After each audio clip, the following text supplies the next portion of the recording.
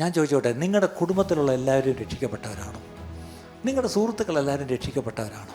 നിങ്ങൾ സ്നേഹിക്കുന്ന നിങ്ങളുടെ അയൽക്കാരൊക്കെ രക്ഷിക്കപ്പെട്ടവർ, നിങ്ങളുടെ കൂടെ ജോലി ചെയ്യുന്നവർ രക്ഷിക്കപ്പെട്ടവരാണോ? അവരും കൂടെ രക്ഷിക്കപ്പെടാനല്ലേ കർത്താവ് വന്ന് അവർക്ക് വേണ്ടി ഒരിക്കലായിട്ട് മരിച്ചത്? അവരെന്താ രക്ഷിക്കപ്പെടാതെ? അവർക്ക് ക്രിസ്തുവിൽ വിശ്വാസം ഇല്ലാത്തതുകൊണ്ടാണോ? അറിയാം, അവർക്ക് ക്രിസ്തുവിനെ ഇഷ്ടമാണ്. ദേ love Jesus or they like Jesus. അതാ അവർക്ക് യേശുവിനെ ഇഷ്ടമാണ്. പക്ഷെ അതുകൊണ്ട് കാര്യമായില്ലല്ലോ. നിങ്ങളുടെ ജീവിതം കണ്ടിട്ട് they should be really attracted to live such a life. നിങ്ങൾക്ക് ആ യേശുവിനോടുള്ള ബന്ധം കണ്ടിട്ട് അയ്യോ, ഇതുപോലെ ഒരു ദൈവത്തോട് ബന്ധപ്പെട്ടിരിക്കാൻ കഴിയുമോ? അങ്ങനെയാണെങ്കിൽ എനിക്കും ഈ ദൈവത്തെ വേണം. വർഷിപ്പ് എന്ന് പറഞ്ഞാൽ ഇത്രയേ ഉള്ളൂ. You are actually leading people into the throne of grace, അല്ലെങ്കിൽ ഈ കർത്താവിൻ്റെ സന്നിധിയിലേക്ക് അവനെ സ്തുതിക്കാനും ആരാധിക്കാനും നിങ്ങൾ അവരെ ഒന്ന് സഹായിക്കുന്നത് മാത്രമേ ഉള്ളൂ.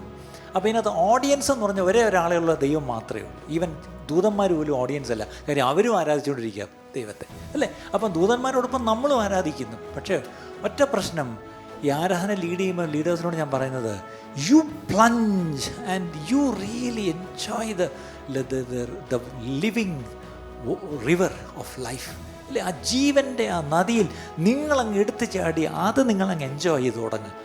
അത് നിങ്ങൾ ചെയ്യുമ്പോൾ നിങ്ങൾ പരിസരം മറന്ന് മതിമറന്ന് നിങ്ങൾ ദൈവത്തെ ആരാധിക്കുമ്പം കണ്ടു നിൽക്കുന്നവർക്ക് അയ്യോ, ഇതുപോലെ എനിക്കും ആരാധിക്കണം, ഇതുപോലെ എനിക്കും ദൈവത്തെ സ്തുതിക്കണം എന്ന് പറഞ്ഞ് അവർക്കൊരു ദാഹം ഉണ്ടാവും.